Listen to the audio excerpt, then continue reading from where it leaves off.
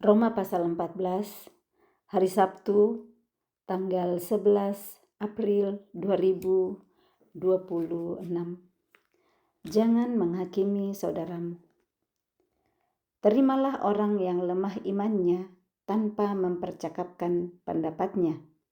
Yang seorang yakin bahwa ia boleh makan segala jenis makanan, tetapi orang yang lemah imannya hanya makan sayur-sayuran saja. Siapa yang makan, janganlah menghina orang yang tidak makan. Dan siapa yang tidak makan, janganlah menghina orang yang makan, sebab Allah telah menerima orang itu. Jadi Roma pasal 14 ini cuman satu perikop yang Paulus tuliskan kepada jemaat di Roma dengan judul Jangan Menghakimi Saudaramu. Nah, tentang penghakiman ini Tuhan Yesus berulang-ulang juga sudah mengatakan tentang penghakiman ini waktu Yesus masih hidup di bumi. Yesus mengatakan, janganlah kamu menghakimi supaya kamu sendiri tidak dihakimi. Jadi dari pelajaran tentang itu juga Paulus mengatakan di sini. Nah, kita coba lihat kembali pengajaran Tuhan Yesus di Matius 7 ayat yang pertama. Jangan kamu menghakimi supaya kamu tidak dihakimi. Nah, ada juga di Lukas pasal 6 di situ tentang penghakiman. Jadi itu Yesus katakan di dalam khotbahnya di bukit. Masuk di sana tentang hal penghakiman, dan di Lukas pasal 6 ayat 37 di situ juga dikatakan ayat yang ke 37, Lukas 6 ayat 37. Janganlah kamu menghakimi, maka kamu pun tidak akan dihakimi. Jadi kalau kita tidak mau dihakimi, jangan menghakimi dulu. Nah, paling sering yang kita lakukan sebagai manusia, cepat sekali hakimin orang lain.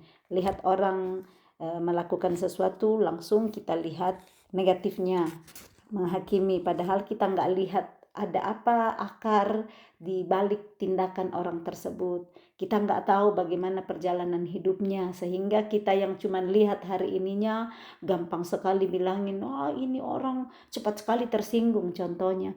Kasihan mungkin dalam perjalanan hidupnya orang itu banyak mengalami trauma, sehingga dia cepat ngambek, dia cepat sensitif. Nah, kita yang sok rohani, sudah sok kuat, cepat sekali katakan, cepat sekali marah, cepat sekali tersinggung. Nah, mari kita terima kasih Yesus yang Dia berikan buat kita untuk menerima sesama kita dengan keadaannya, dan kita yang seperti Roma 12 ayat 18 sudah katakan, sedapat-dapatnya kalau hal itu bergantung padamu, usahakan perdamaian dengan semua orang. Bagaimana supaya bisa damai dengan semua orang? Ya, kita terima keadaannya. Kita terima saat dia cerewet, cepat tersinggung, cepat marah. Jangan kita lagi yang sensi saat mendengar itu. Semakin hari saat hidup kita semakin dicuci oleh firman, kita akan semakin dikuatkan untuk melihat sesama kita yang cepat marah, yang suka gosip, cerita orang lain. Kita nggak akan masuk lagi di sana untuk ikut-ikutan menghakimi atau malah marah melihat orang itu, tetapi kita berbelas kasihan. Nah, ini yang Rasul Paulus tuliskan di ayat yang pertama, pasal 14 kitab Roma. Terimalah orang yang lemah imannya tanpa mempercakapkan pendapatnya. Lemah imannya, ya kembali kita ingat, iman itu adalah dasar dari segala sesuatu yang kita harapkan dan bukti dari segala sesuatu yang belum kita lihat. Dasar, pokok ya. Jadi kita perlu ngerti lebih dahulu itu apa definisi iman. Dan Ibrani pasal 11 ayat 1 sudah menuliskan itu. Kita sudah tahu semua yang saya sudah sebut tadi. Iman adalah dasar, pokok, landasan dari apa? Segala sesuatu. Jadi semua yang kita harapkan. Jadi dasar dari yang kita harapkan itu adalah iman. Kita harap sembuh, tetapi di depan mata belum sembuh. Nah, dasar dari yang kita punya pengharapan ini adalah Tuhan Yesus, sumber kesembuhan. Kita pegang, kita pandang salib Kristus, dialah dasar dari segala pokok pengharapanku. Nah, saat kita mendasarkan segala yang kita harapkan itu kepada Yesus, kita serahkan hidup kita kepada Dia, percaya kepadanya, maka Dia yang bertindak menggenapkan apa yang kita harapkan itu. Tapi kalau kita salah menaruh dasar, kita menaruh dasar pengharapan kita itu kepada uang kita, kepada kenalan kita, kepada jabatan kita, kepada pekerjaan kita. Kalau kita kasih dasar di sana untuk mengharapkan, iya nanti saya akan begini, ada harapan-harapan kita, mengharapkan sesama, kita tidak akan bersukacita dalam pengharapan yang salah dasarnya. Jadi kita pegang dulu, iman adalah dasar dari segala sesuatu. Semua yang kita harapkan, apa saja yang kita harapkan, dapat pekerjaan, dapat pasangan yang belum dapat pasangan, dapat kesembuhan, dapat pemulihan, semua itu adalah harapan kita, taruh dasarnya kepada Kristus. Dan bukti, jadi nanti akan ada buktinya. Belum ada hari ini, tapi ada bukti, itulah iman. Ada dasarnya dan ada buktinya. Kita dasarkan kepada Kristus dan bukti dari segala sesuatu yang tidak kita lihat. Bukti itu kan kita lihat, tetapi iman tidak dilihat di depan. Makanya kita imani. Ingat Roma 8 ayat yang ke-20, ayat yang ke-24 kita sudah baca di situ. Sebab kita diselamatkan dalam pengharapan, tetapi pengharapan yang dilihat bukan pengharapan lagi. Kita enggak imani lagi kalau sudah lihat. Sudah ada buktinya di depan mata. Jadi bukan lagi iman kalau sudah ada. Sebab bagaimana orang masih mengharapkan apa yang dilihatnya. Sudah punya anak, enggak beriman lagi punya anak. Orang yang enggak ada anak, yang mengimani punya anak. Nah itulah pengharapan. Tapi jika kita mengharapkan apa yang tidak kita lihat. Ini yang kita lihat itu bukti. Tetapi yang tidak kita lihat itulah iman. Supaya kita bisa bedakan. Maka saat kita imani yang belum kita lihat itu, yang tidak kita lihat itu, kita akan menantikannya dengan tekun. Kalau kita mau, tergantung pilihannya kepada kita. Maukah saya tekun menantikan apa yang saya harapkan ini, yang belum ada buktinya di depan mata saya? Atau saya menyerah saking sudah terlalu lama, saking menderita dan sakit sekali menunggu ini pengharapanku. Anakku berubah, istriku berubah, suamiku berubah, bosku berubah, saya berubah. Tidak ada perubahan dilihat. Itu namanya iman, mengimani terus. Bukan cuma mengharapkan orang lain berubah, tapi diri kita dulu. Harapkanlah diri kita berubah. Nah saya pribadi kadang bilang, kok saya nggak berubah Tuhan? Karena saya ternyata tidak melakukan yang Tuhan perintahkan. Saya pikir sudah lakukan, tapi masih ada tersembunyi-tersembunyi. Makanya Tuhan ajar untuk usahakan. Kita perlu mengusahakan supaya Elohim, Allah yang memerintah atas seluruh kehidupan kita, supaya nantinya dasar dari pengharapan kita itu satu-satunya hanya Yesus. Hanya Yesus yang kita sembah, yang kita percaya sanggup untuk melakukan apa yang kita nanti-nantikan itu, yang belum kita lihat. Nah, seperti inilah yang kita bisa lanjutkan di sini, bahwa Paulus berkata, terimalah orang yang lemah imannya. Lemah imannya jadi orang yang masih lemah pengharapannya. Yang dia tidak lihat di depan, dia akan bilang, gak mungkin lah. Kamu udah 10 tahun berobat belum sembuh, seperti perempuan pendarahan ya. Ada pasti orang di sekitarnya bilangin dia, gak mungkin lagi kamu sembuh. Udah 12 tahun kamu kesana kemari cari dokter, udah bayar banyak, kamu gak sembuh-sembuh, gak mungkin, impossible. Kamu akan sembuh lagi. Nah inilah yang dikatakan orang yang lemah imannya. Nah jangan langsung nolak, langsung maksudnya kita jangan ambil bagian, di dalam orang-orang yang malah melemahkan iman orang lain, seperti yang kalau ada yang bilangin perempuan pendarahan itu nggak mungkin sembuh. Banyak kan kita sering dengar di sekitar kita orang-orang yang mungkin berusaha untuk dapat anak tapi sudah 10 tahun belum dapat. Pasti ada di sekitar yang bilang nggak mungkin lah kamu akan punya anak lagi.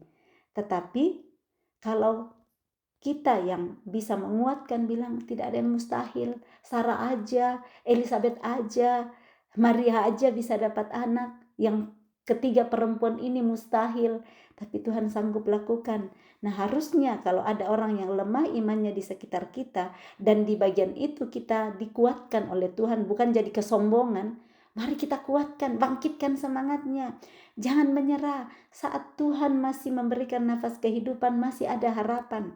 Mungkin betul Tuhan gak kasih anak seperti yang kita pikir lahir dari kandungannya sendiri, tapi Tuhan kirimkan anak yang mungkin anak adopsi atau anak rohani. Terima cara berpikir Tuhan, itulah namanya pikiran Kristus. Nah, kalau orang yang lemah imannya, jangan dipercakapkan. Dikatakan di sini, terimalah orang yang lemah imannya tanpa mempercakapkan pendapatnya. Jadi kalau datang orang yang lemah imannya, datang berkata kepada orang yang berdiri di atas imannya. Itu artinya yang kuat imannya. Dan ini orang lemah imannya datang bilang, ngapain kamu berharap lagi? Gak mungkinlah kamu sembuh. Ini Paulus berikan kunci, tanpa mempercakapkan pendapatnya. Gak usah masuk dengan pendapat-pendapatnya.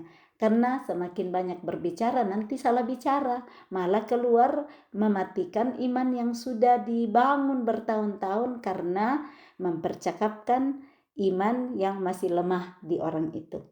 Jadi kalau ada yang datang cerita, yalah ya sudah bertahun-tahun kamu mencoba untuk punya anak, belum ada juga ya.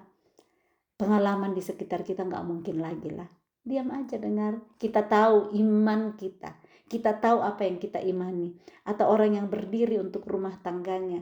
Dan datang, gak mungkin. Istrimu sudah begitu. Gak mungkin lagi dipulihkan rumah tanggamu. Anakmu gak mungkin lagi berubah sudah seperti itu.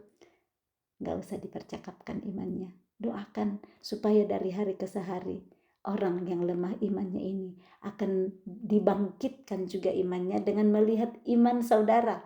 Dengan melihat iman kita yang berdiri teguh, pegang kebenaran Tuhan. Yang kedua, ayat kedua, yang seorang yakin bahwa ia boleh makan segala jenis makanan. Tetapi orang yang lemah imannya hanya makan sayur-sayuran saja. Ada yang bilang gak boleh makan ini, gak boleh makan itu. Ada yang bilang tanggal ini tanggal yang tidak bagus. Tanggal 13 katanya, angka 13, kamar 13, semua yang 13. Karena didengar dari dunia, mengatakan angka 13 adalah angka yang begini dan begini dan begitu.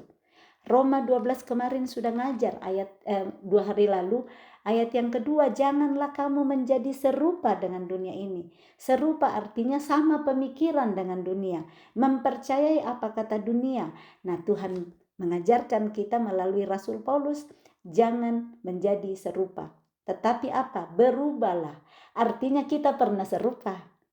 Kita pernah serupa dengan dunia, tetapi tidak ada yang mustahil. Tuhan sanggup ubahkan kita. Kalau kita pakai the power of mau. Mau terlebih dahulu untuk berubah. Dan pakai the power of manut atau the power of taat. Kalau Tuhan bilang, saya bisa ubahkan kamu dari cerewet, bisa jadi manis. Dari suka ngeluh, jadi suka bersyukur. Jadi dari nggak pernah mau puji-pujian, bisa puji-pujian. Asal mau, the power of taat, the power of percaya. Perlu percaya, Tuhan sanggup. Sefanya 3 ayat 17 mengatakan, Tuhan Allahmu ada di antaramu sebagai pahlawan yang memberi kemenangan. Tuhan yang menjadi pahlawan yang beri kemenangan saat kita mau. Dia yang membaharui kita dalam kasih-Nya. Dari dulunya kita, yang tidak baiknya kita, dia sanggup perbaharui kita. Dia jadi pahlawan dalam hidup kita, membaharui kita saat kita mau untuk berubah. Nah, apa yang akan diubah? Ayat 2 Roma 12 yang kita sudah baca. Berubahlah oleh pembaharuan budi pikiran. Dimulai dari pikiran. Saat kita ubah pikiran kita dari pikiran lama, pikiranku sendiri, kehendakku sendiri, pengertianku sendiri, aku mau the power of rendah hati, untuk taat, untuk mau, untuk percaya bahwa yang aku pikir dulu ternyata tidak selaras dengan pikiran Kristus, ternyata enggak sejalan dengan pikiran Kristus. Aku siap Tuhan, manut Tuhan, aku mau untuk Engkau ubahkan. Diubahkanlah dengan cara apa? Firman Tuhan satu-satunya yang sanggup mengubahkan budi kita. Karena budi kita dimulai dari pikiran kita. Kalau kita enggak hormat orang tua, firman Tuhan ngajarin, hai anak-anak, hormatilah ayah dan ibumu. Kita bisa diubahkan saat kita mau untuk diubahkan oleh firman Tuhan. Saat kita berubah oleh pembaharuan budi, ada 3 hal yang Tuhan kerjakan. Sehingga kamu dapat membedakan. Kita pertama dapat membedakan mana kehendak Allah. Apa yang baik. Kehendak Allah pertama yang baik, yang kedua yang berkenan, dan yang ketiga yang sempurna. Baik dulu, berkenan kepada Allah, dan sempurna. Ada tahap-tahapnya dalam proses pembaharuan kita. Nah, kita lanjut dulu. Jadi siapa yang makan, janganlah menghina orang yang tidak makan, dan siapa yang tidak makan, janganlah menghakimi orang yang makan, sebab Allah menerima orang itu. Jangan main hakim kepada orang lain karena dia punya pengertian sendiri. Dia punya pengertian, saya nggak boleh makan ini, saya nggak boleh minum ini, sampai Tuhan yang bukakan. Kita ingat Petrus waktu dia diturunkan kain dari atas langit dan ada di dalam binatang-binatang yang dia bilang itu haram. Tuhan mau jelaskan kepada dia yang menurut pemikirannya haram, tidak boleh aku sentuh, karena memang itu di tahap imannya dulu. Tapi saat Tuhan bawa ke sesuatu yang baru, level yang baru, yang haram dulu, tapi Tuhan mau bawa dia spesial di case itu. Jadi enggak di semua case Petrus nantinya akan bikin seperti itu. Kita lihat bahkan saudara seimannya pun yang menghakimi dia karena dibilang kamu pergi bergabung sama orang-orang yang itu. Padahal Petrus dapat langsung pengajaran dari Roh Kudus. Nah, seperti ini jangan cepat hakimin. Mungkin ada orang teman kita yang pergi ke tempat orang yang mabuk-mabuk misalnya. Tapi kalau Tuhan yang bawa ke sana karena Tuhan mau selamatkan orang itu, jangan kita langsung hakimin. Dia sudah ikut-ikutan mabuk. Nah, yang gitu-gitu. Hati-hati dengan mulut dan hati, jangan menghakimi sesama. Yang angka 13 tadi, bagaimana kita perkatakan, jangan ikut cara dunia. Semua angka adalah baik dan indah dari Tuhan. Semua angka setiap dalam 1 bulan adalah angka yang baik. Semua hari adalah baik. Tidak ada hari yang sudah dibilang tidak baik dan angka yang tidak baik. Semua Tuhan ciptakan baik. Kita imani dulu kalau kita perkatakan dengan iman. Ayat 4, siapakah kamu sehingga kamu menghakimi hamba orang lain? Entahkah ia berdiri, entahkah ia jatuh, itu adalah urusan tuannya sendiri. Nah, kadang lihat pembantu orang lain, asisten rumah tangga orang lain, kita yang sibuk lihat, kok kamu gak lihat sih dia itu handphonean aja, dia ini bawa pacarnya atau apa. Benar, kita bisa saling menasehati. Lihat tuh, saya lihat itu asisten rumah tanggamu begini, tetapi itu adalah urusan tuannya. Jangan kepo urusan orang lain. Mari kita sibuk urus diri kita sendiri supaya diri kita semakin dipermantap, dipermanis, dipertajam oleh Kristus. Tetapi ia akan tetap berdiri karena Tuhan berkuasa menjaga dia terus berdiri. Ayat 5, yang seorang menganggap hari yang satu lebih penting daripada hari yang lain. Yang tadi saya bilang ada, oh ya kalau hari ini katanya ada Jumat Kliwon atau Jumat Klender atau apa, saya nggak tahu semua. Kan ada kata-kata gitu. Yang seorang menganggap hari yang satu lebih penting daripada hari lain. Tetapi yang lain menganggap semua hari sama. Hendaklah setiap orang benar-benar yakin dalam hatinya sendiri. Nah, orang yang yakini, ya hari Rabu itu hari yang lebih baik. Untuk sementara, nggak usah masuk. Kita Buktikan aja dengan kehidupan kita setiap hari bahwa untuk saya setiap hari adalah baik. Sering saya dengar orang bilang, hari Senin itu hari kecapean gitu. Ada istilahnya karena hari Senin mulai lagi pekerjaan. Nah, tapi kalau kita bangun mulai bersyukur, mulai lagi hari Senin, aku bisa bertemu teman kerja, aku bisa ketemu lagi anak-anak kalau saya ya pekerjaan. Kita yang berkati hari-hari sehingga semua hari dari Senin sampai Minggu dan Senin lagi ke minggu berikutnya semua penting, semua baik karena Tuhan yang ciptakan. Siapa yang berpegang pada suatu hari yang tertentu, ia melakukannya untuk Tuhan, dan siapa makan, ia melakukannya untuk Tuhan, sebab ia mengucap syukur kepada Allah. Dan siapa tidak makan, ia melakukannya untuk Tuhan, dan ia juga mengucap syukur kepada Allah. Jadi yang makan, yang tidak makan, mengucap syukur kepada Allah, hendaknya semua orang ya berpegang pada apa yang dia yakini dalam hatinya. Nah, yang kita lihat orang lain yang dia yakini menurut firman yang kita baca belum seperti itu, ya pelan-pelan kita memperlihatkan firman yang kita hidupi, yang kita yakini. Dan dia akan lihat sendiri sampai bukti. Tadi Ibrani 11 ayat 1, bukti dari segala sesuatu yang tidak kita lihat. Bukti itu nanti yang mereka akan lihat, yang membuat mereka akan berkata, betul, yang dia yakini itu yang benar. Contoh, yang orang sakit pendarahan ini, tetangganya udah bilang gak mungkin deh lo sehat, kamu udah kesana kemari gak sembuh-sembuh.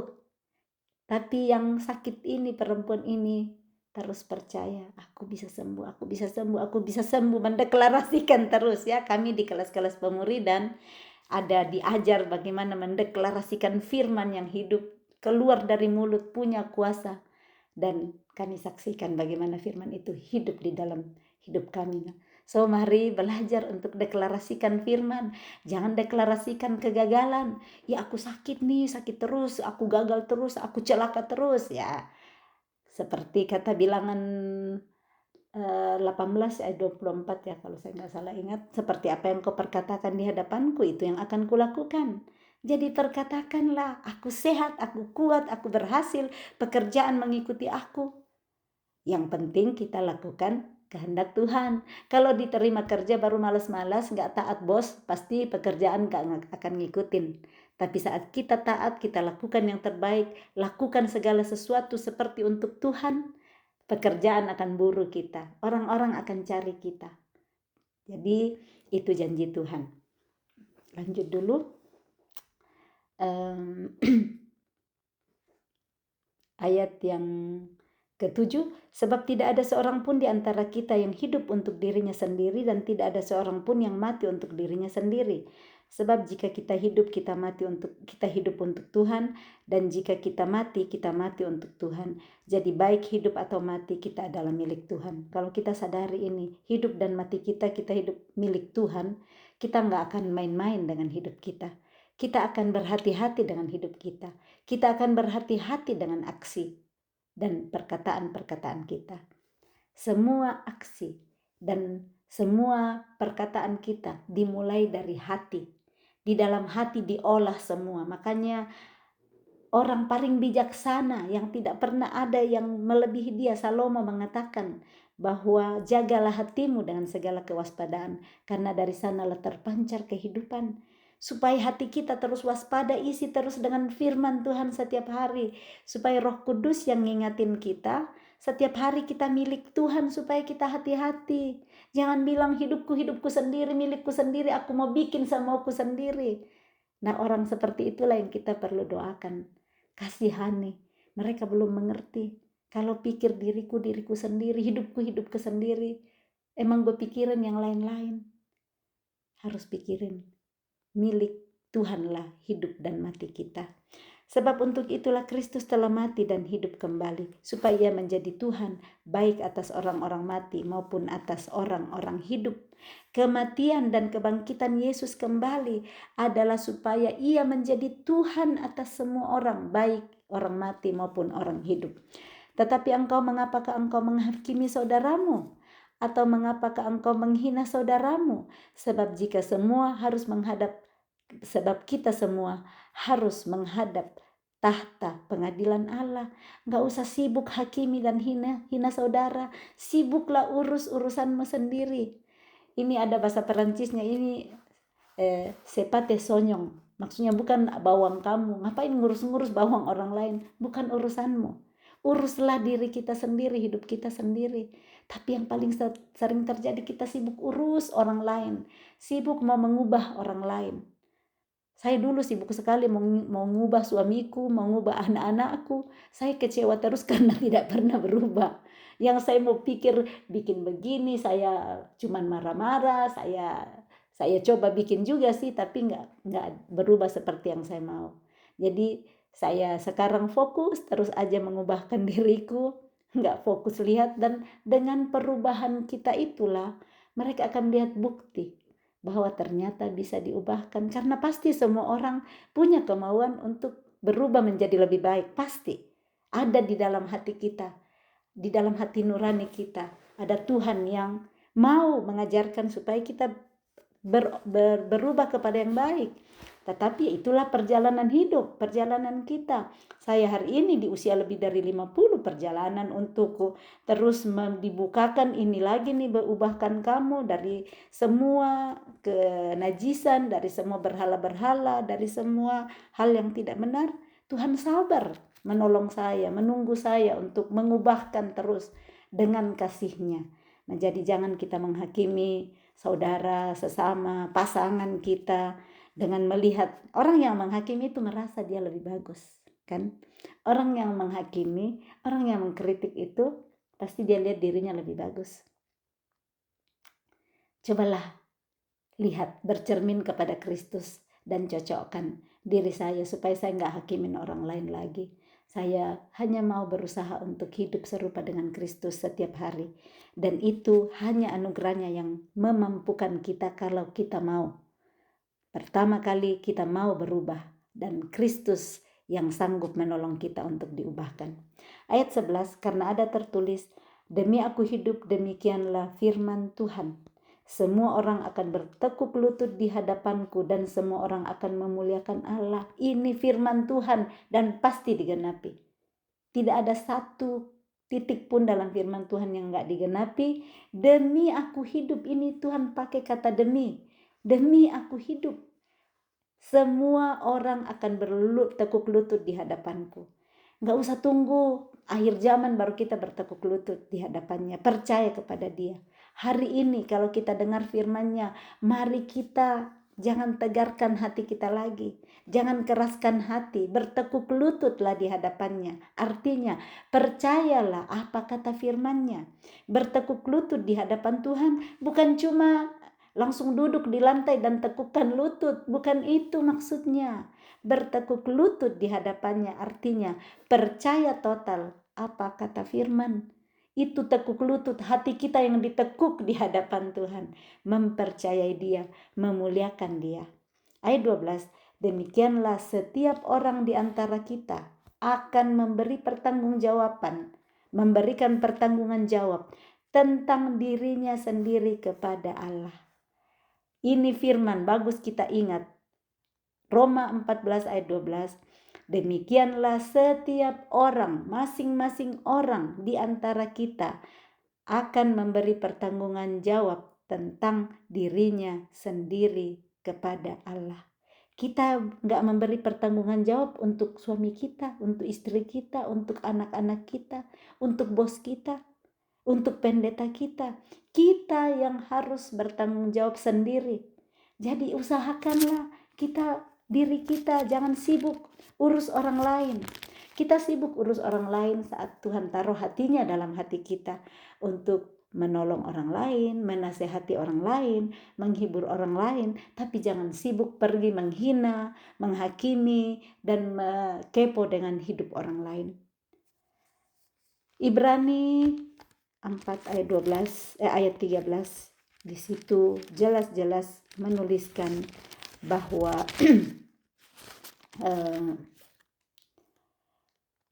tidak ada suatu makhluk pun yang tersembunyi di hadapannya. sebab segala sesuatu telanjang dan terbuka di depan mata Dia, yang kepadanya kita harus memberikan pertanggungan jawab.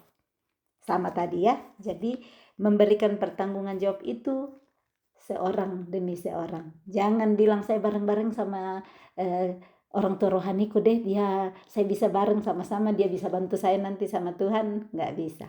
Kita masing-masing akan mempertanggungjawabkan semua perbuatan kita. Dan di Wahyu 22 ayat yang ke-12 itu kitab terakhir, pasal terakhir di seluruh Alkitab.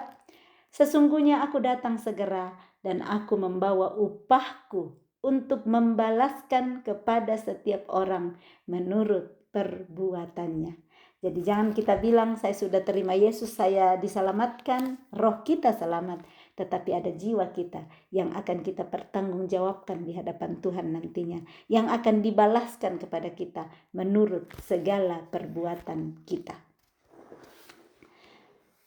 Perikop yang berikut, maaf tadi saya bilang cuma satu perikop ya, saya minta maaf, ada 2 perikop.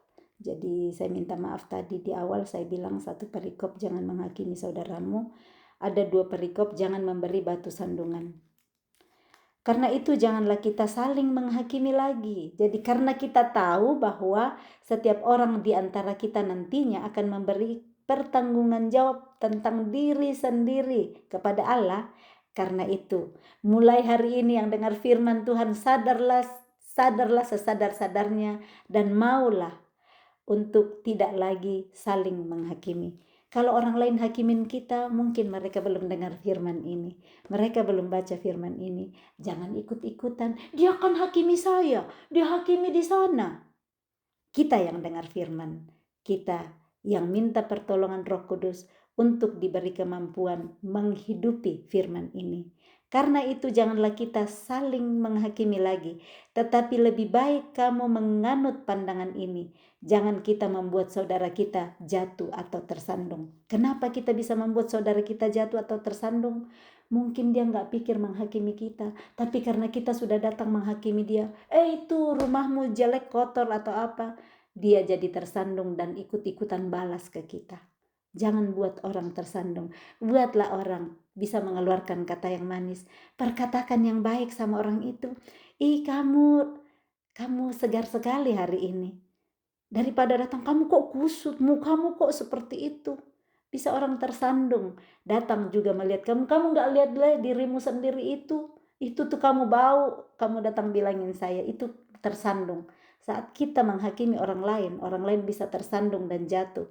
Balas memberitahu kita. Tapi baiklah, kita menjadi batu hidup untuk sesama. Batu hidup itu ada di Petrus ya. Ada di Petrus supaya kita lihat ada batu sandungan, ada batu hidup. Petrus 2 ayat yang ke-5. 1 Petrus 2 ayat 5. Dan biarlah kamu juga dipergunakan sebagai batu hidup. Kalau belum pernah mendengar kata batu hidup, ada di Alkitab. Semua ada di Alkitab. Batu hidup untuk pembangunan suatu rumah rohani bagi suatu imamat kudus untuk mempersembahkan persembahan rohani yang karena Yesus Kristus berkenan kepada Allah. Jadilah batu hidup bagi pembangunan tubuh Kristus, bagi pembangunan teman-teman kita. Kita puji yang bisa dipuji. Jangan angkat yang tidak bagusnya orang. Sekecil apapun baiknya, angkatlah itu. Supaya dia gak tersandung. Tapi dia malah nantinya hatinya juga mau mengucap syukur. Balik berkata kepada kita. Saya udah pernah berbagi tentang teman kerja saya yang dia bilangin dirinya nenek sihir. Saya bilang, enggak, kamu malaikat. Ternyata dengan saya bilang begitu, dia bilangin saya, kamu matahari. Nah yang seperti itu kita bisa mulai belajar, melatih bagaimana kita menjadi batu hidup buat sesama. Saya belajar itu karena saya belajar firman yang mengajari untuk perkatakan yang baik untuk sesama. Ayat 14. Aku tahu dan yakin bahwa Tuhan Yesus, aku tahu dan yakin dalam Tuhan Yesus. Jadi keyakinannya Paulus itu dasarnya adalah Tuhan Yesus. Ingat tadi, iman adalah dasar dari segala sesuatu yang kita harapkan. Nah, Paulus ini dia katakan keyakinannya, aku tahu dan yakin dalam Tuhan Yesus. Mari kita seperti Paulus katakan hari ini, aku tahu dan yakin dalam Tuhan Yesus. Ulang, aku tahu dan yakin dalam Tuhan Yesus bahwa tidak ada sesuatu yang najis dari dirinya sendiri. Tidak ada yang sesuatu yang najis dalam diriku. Kalau aku perkatakan semua yang najis Tuhan bersihkan dan bersihkan. Aminkan, aku tahu dan yakin dalam Tuhan Yesus bahwa aku berharga. Aku tahu dan yakin dalam Tuhan Yesus bahwa segala perkara dapat aku tanggung di dalam Dia yang memberi kekuatan kepadaku. Bangkitkan iman seperti itu. Hanya bagi orang yang beranggapan bahwa sesuatu adalah najis, bagi orang itulah sesuatu itu najis. Jadi kalau kita anggap, oh iya ini bebek itu najis, saya nggak bisa makan. Itulah najis bagi orang itu. Tetapi kalau kita bilang bebek itu nggak najis bagi saya. Sebab jika engkau menyakiti hati saudaramu oleh karena sesuatu yang engkau makan, maka engkau tidak hidup lagi menurut tuntutan kasih. Janganlah engkau membinasakan saudaramu oleh karena makananmu, karena Kristus telah mati untuk dia. Apa yang baik yang kamu miliki, janganlah kamu biarkan difitnah. Sebab kerajaan Allah bukanlah soal makanan dan minuman, tetapi soal kebenaran, damai sejahtera dan sukacita oleh Roh Kudus. Karena barang siapa melayani Kristus dengan cara ini, ia berkenan pada Allah dan dihormati oleh manusia. Saya ingat tentang makanan ini, saya pernah sangat tersandung di situ dan membuat anak saya tersandung, suami saya tersandung. Padahal saya sudah murid, sudah bertumbuh terus dalam mencari kehendak Tuhan. Saya lupa tahun berapa ya, udah bertahun-tahun yang lalu sih. Kami lagi liburan ke Yunani. Nah, di sana malam sebelumnya kami makan di satu restoran, enak sekali ikan bakarnya, enak sekali. Jadi saya bilang besok kita datang lagi di restoran itu. Hati saya mau sekali makan lagi ikan yang enak sekali itu. Saya ingat di hotel suami bilang kamu duluan aja dulu sama anak ya. Saat itu kami cuma sama satu anak. Dan beliau bilang, suami bilang kamu duluan aja pilih restoran. Nah hati saya kan mau sekali restoran itu. Kamu duluan aja. Karena bisa jalan-jalan kaki. Ternyata anak kami bilang, mama kita bagi-bagi berkat ma, jangan sama terus restorannya. Kemarin kan kita di situ, kita di restoran yang satu lagi. Saya bilang, tapi saya mau makan makanan itu. Dia bilang, mama kita bagi berkat sama saya bertahan. Mau pergi di restoran, mau makan ikan itu karena makanan. Tapi akhirnya saya ngalah karena saya ngalah sama anak saya. Tapi hati saya jengkel di dalam. Saya mengalah karena terpaksa. Saya nggak tulus hati saya. Karena pikiranku ada di ikan bakar yang enak sekali kemarin itu. Sampai kami masuk di restoran, suami sudah datang, kami pesan makanan. Saya ngalah sih, tapi kan nggak tulus. Makanan yang kami pesan itu kentang gorengnya lembam, nggak crispy, nggak ini. Anak saya nyesal sekali juga maksakan masuk. Kasihan dia ya. Dia akhirnya nyesal yang kenapa saya nggak ngikutin kata mama gitu. Tapi saya juga nyesal karena kasihan dia. Saya ikutin tapi akhirnya kan kacau balau situasi. Nggak dinikmati. Sekalipun ngikutin anak mau tapi hati jengkel. Kasihan hasilnya seperti itu. Jadi Tuhan ngajar saya lewat makanan. Itu kok kamu udah makan kemarin masih mau paksakan lagi. Anak kamu murah hati banget loh. Dia mikir seperti itu. Saya bilang ngapain sih pikir-pikir restoran. Itu kok banyak sekali orang lain di dalam juga. Ngapain kamu mau pindah lagi. Iya ma, kita kan bagi berkat. Jangan di restoran yang sama terus. Hatinya tulus banget gitu. Tapi mamanya yang tidak tulus. Mamanya bikin anaknya jadi tersandung. Nah ini yang saya ingat. Supaya ke depan kadang kita gitu ya, mau paksakan saya mau di sini seperti yang saya mau. Tuhan ngajar di sana malah tidak menikmati makanannya, tidak enak. Nanti saya bilang, lihat deh lo, mulut saya nggak bicara sih, tapi hati saya bilang di dalam, kamu lihat sendiri kalau ngikutin mama tadi makan enak sekali, tapi kamu nggak ngikutin mama. Terakhir kami cerita-cerita tentang itu dan kami ketawa sekali mengingat kebodohan saya di dalam hal makanan dan minuman. Ya supaya itu jadi pelajaran. Kita lanjut ayat 19. Sebab itu marilah kita mengejar apa yang mendatangkan damai sejahtera dan berguna untuk saling membangun. Jangan kejar ikan. Karena nanti malah tidak ada damai sejahtera.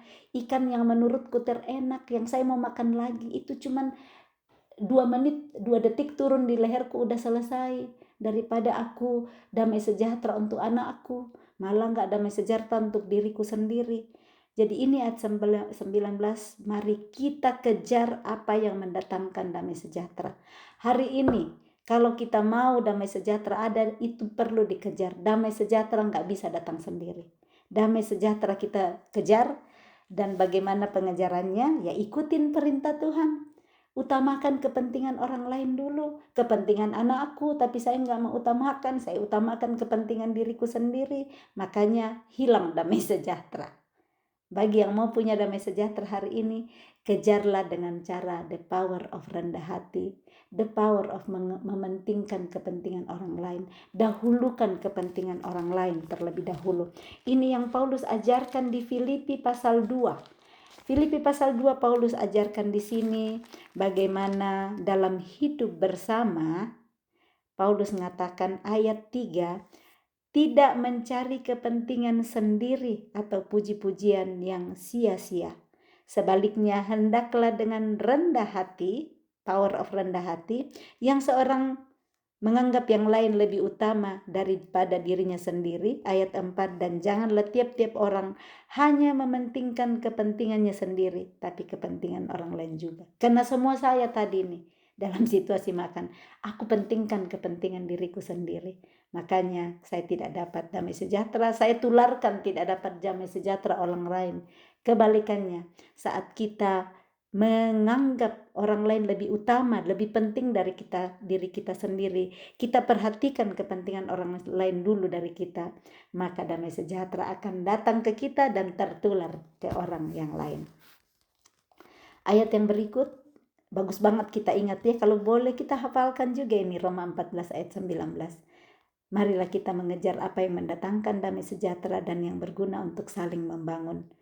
Ini juga yang ayat 17. Saya ulang dulu sedikit, sebab kerajaan Allah bukanlah soal makanan dan minuman, tetapi soal kebenaran, 1, kedua damai sejahtera, dan ketiga sukacita oleh Roh Kudus.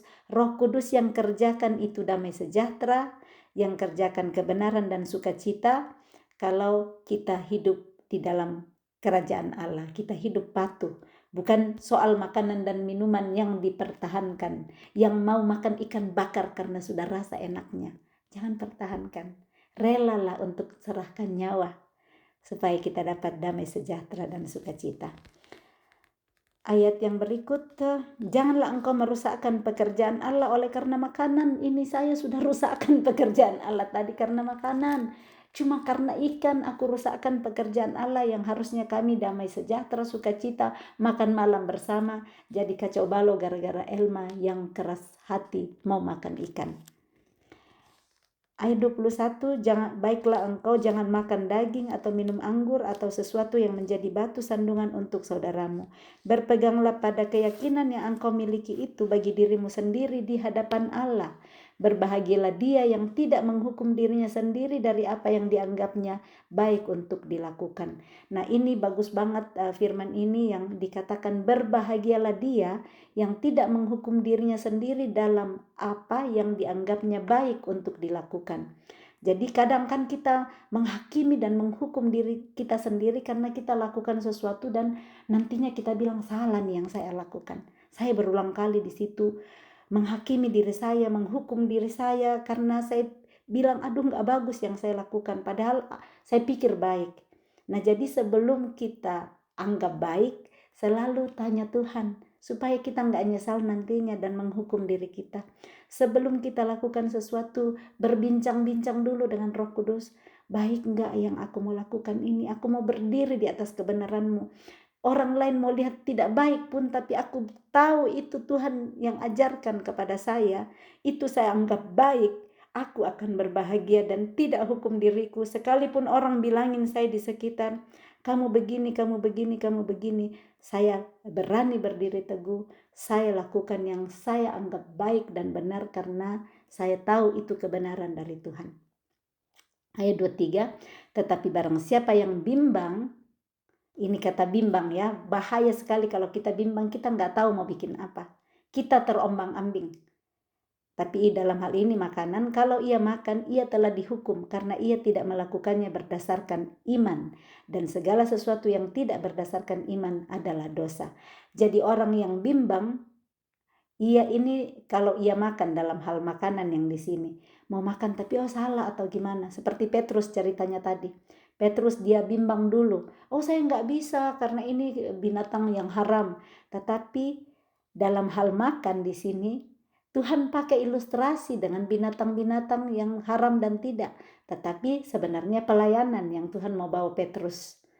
Petrus dikasih tahu kamu bisa bergabung dengan mereka. Nah, kalau dikatakan di sini juga kalau bimbang kalau makan, jadi kita bisa ambil juga kata makan di sini bukan cuma makanan yang kita makan, tetapi bagaimana makanan rohani bersama dengan orang lain. Kalau kita bimbang dengan apa yang kita makan dengan firman yang kita belum mengerti benar, jadi kata kalau ia makan di sini jangan cuma pegang seperti sayur, roti atau apa.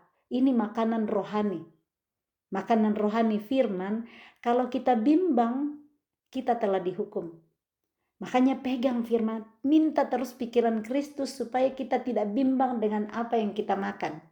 Supaya Roh Kudus beri kita pengertian saat kita makan firman Tuhan, pengertian dari Roh Kudus yang tolong kita. Supaya kita gak bimbang, salah ini yang saya bikin. Roh Kudus akan jelaskan dengan sangat sederhana untuk kita ngerti. Supaya yang kita makan itu kita ngerti dan kita lakukan, karena kalau kita bimbang saat kita makan firman, ternyata ia telah dihukum, kata firman, karena ia tidak melakukannya berdasarkan iman, melakukan karena takut aja. Kalau segala sesuatu yang kita lakukan tidak berdasarkan iman, di garis bawahi di sini adalah dosa. Segala sesuatu yang tidak berdasarkan iman yang kita lakukan itu adalah dosa. Jadi lakukanlah hari ini. Kalau kita apa yang contoh saya bisa berikan yang kita tidak lakukan dengan iman. Orang sudah bilang, ya hari ini panas sekali. Tapi kita bisa imanin, hari bisa panas tetapi hatiku sejuk. Hari panas tetapi aku bersyukur. Ada hari di mana dingin, orang bilang mau panas, panas datang mau dingin. Jadi kita lakukan, kita bersyukur berdasarkan iman. Hari ini ada matahari, saya mau ke pasar. Orang bilang, ngapain ke pasar, panas. Ada cara, bisa ambil payung. Selalu ada jalan keluar. Kita lakukan dengan iman, Tuhan akan buka jalan. Jalan untuk hal-hal yang kita lakukan berdasarkan iman. Apapun yang saudara lakukan hari ini, lakukanlah dengan iman. Dengan iman bagaimana? Mendasarkan segala sesuatunya yang kita harapkan kepada Kristus. Supaya dari hari ke hari, pikiran kita terus dipenuhi oleh pikiran Kristus. Caranya dengan tawan. Terus pikiran kita sendiri, kemauan kita sendiri, kehendak kita, perasaan kita. Dan taklukkan kepada Kristus. Supaya dari hari ke hari kita terus mengejar dan mendatangkan damai sejahtera dalam hidup kita, akan mendatangkan sesuatu yang berguna dan saling membangun di dalam hidup kita bersama. Salam kasih Tuhan Yesus memberkati. Selamat berakhir pekan dengan hidup tanpa menghakimi sesama lagi. Salam kasih, Tuhan Yesus memberkati. Shalom.